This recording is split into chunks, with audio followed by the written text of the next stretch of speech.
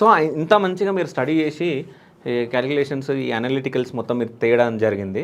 So ఒకవేళ మీరు గెలిస్తే సో అంటే ఈ రోడ్స్ కానీ, ట్రాఫిక్ కానీ ఎట్లాంటి సొల్యూషన్స్ మీరు తీసుకొని వస్తారు?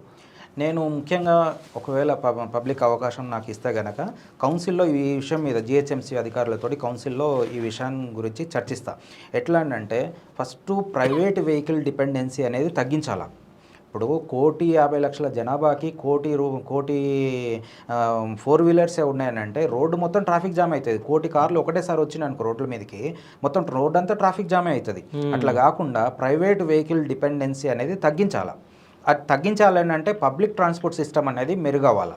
పబ్లిక్ ట్రాన్స్పోర్ట్ సిస్టమ్ ఎట్లా మెరుగవుతుంది అని అంటే ఆర్టీసీ బస్సెస్, తర్వాత మెట్రో రైలు, తర్వాత ఎంఎంటీఎస్, ఇట్లా తర్వాత ఇంకోటి మన మన మన దగ్గర ఉన్నటువంటి మెయిన్ కార్పొరేట్ కంపెనీస్ వాళ్ళ ఎంప్లాయీస్కి షటిల్ సర్వీసెస్ ఏర్పాటు చేసి వాళ్ళ గమ్యస్థానాలకి చేర్చడము, తర్వాత ఆఫీస్కి తీసుకురావడం ఇట్లా చేయాలి. ఇంకోటి మేజర్ డిసడ్వాంటేజ్ ఎట్లా నాకు అనిపించింది ఏంటంటే సిటీ ప్లానింగ్లో మెట్రో రైలు ఐదర్ ఇటు కూకట్పల్లి సైడు లేదు మొత్తము, ఐదర్ ఇటు గచ్చిబౌలి మెహదీపట్నం ఇటు సైడు లేదు, రెండింటిని కనెక్ట్ చేసుకుంటూ ఉంటుంది అన్నట్టు.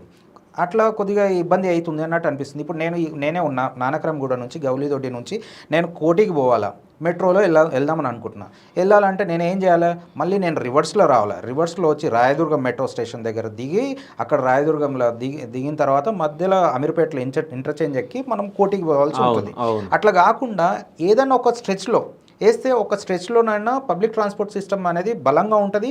అక్కడ vehicle dependency, private vehicle dependency అనేది తగ్గుతుంది అని నాకు అనిపిస్తుంది. ఇంకోటి ఏంటంటే ఇప్పుడు ఐటీ కారిడారు అంత హై పొటెన్షియల్, హై డెన్సిటీ ఉన్నటువంటి ఏరియా, ఆ ఏరియా డెవలప్ కాకముందే మనము ఆల్మోస్ట్ డెవలప్ అవుతుంది, మనకి ఇట్లా కంపెనీస్కి ఇస్తున్నామని తెలియగానే అక్కడ ఫస్ట్ మెట్రో తీసుకొని వచ్చేది ఉండే.